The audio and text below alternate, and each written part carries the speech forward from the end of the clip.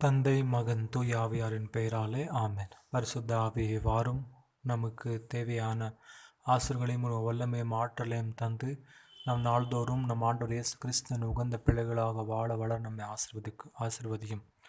அனுப்புரிய சகோதர சகோதரிகள், இன்றைய நற்செய்தி நம் ஆண்டவர் இயேசு இன்றைய காலகட்டத்தின் அடையாளத்தை பார்த்து நம் வாழ்க்கையை ஆண்டவருக்கு அர்ப்பணித்து வாழ நம்ம அழைக்கின்றார். அன்புக்குரியவர்களை, இன்றைய சூழ்நிலையில் நாம் பார்க்கும் பொழுது இந்த கொரோனா பாதிப்பு, வெள்ளைப்பெருக்கினால் பல இன்ப துன்பங்கள் நம்முடைய வாழ்க்கைக்கு வந்திருக்கின்றனர்.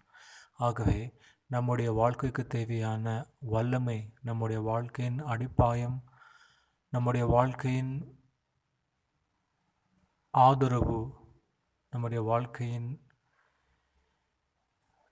தேவையான அந்த வல்லமை அளிக்கின்றவர் நம் ஆண்டவர் இயேசு கிறிஸ்துவ தான். ஆகவே ஆண்டவர் கூறுவது போல, என் வார்த்தையை கேட்டு அதன்படி வாழுவன் தன்னுடைய வீட்டை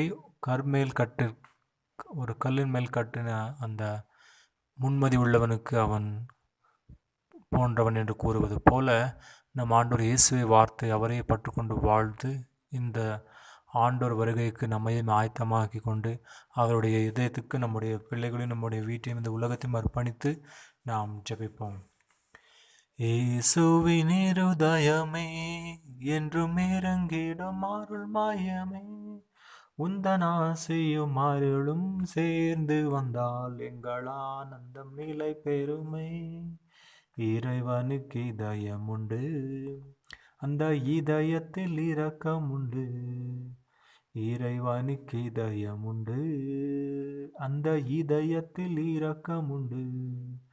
என்றும் இறங்கிடும் இறைவன் இருப்பதனால் எங்கள் அனைவருக்கும் மகிழ்ச்சி உண்டு. இயேசுவின் இருதயமே என்றும் எரிந்திடும் அருள்மயமே, உந்தன் ஆசையும் அருளும் சேர்ந்து வந்தால் எங்கள் ஆனந்தம் நிலை பெருமை.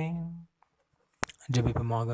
அன்புடைய இதோ இந்த காலகட்டத்தில் நம்முடைய வாழ்க்கை, நம்முடைய குடும்பத்தில், நம்முடைய ஆன்மையும் ஒப்பு கொடுக்கின்ற ஆண்டவரை, நாள்தோறும் நம்முடைய சிந்தனையில், நம்முடைய வாழ்க்கையில், நம்முடைய பேச்சிலும் உகந்த வாழ்க்கையை வாழ்ந்து உம்முடைய வருகைக்கு நம்மையுமே ஆயத்தமாக்கி கொள்ள நமக்கு தேவையான ஆசிரியர் தந்துடுமாறு உம்முடைய திருப்பெயரில் மன்றாடுகிறோம் நல்ல பிதாவே, ஆமீன்.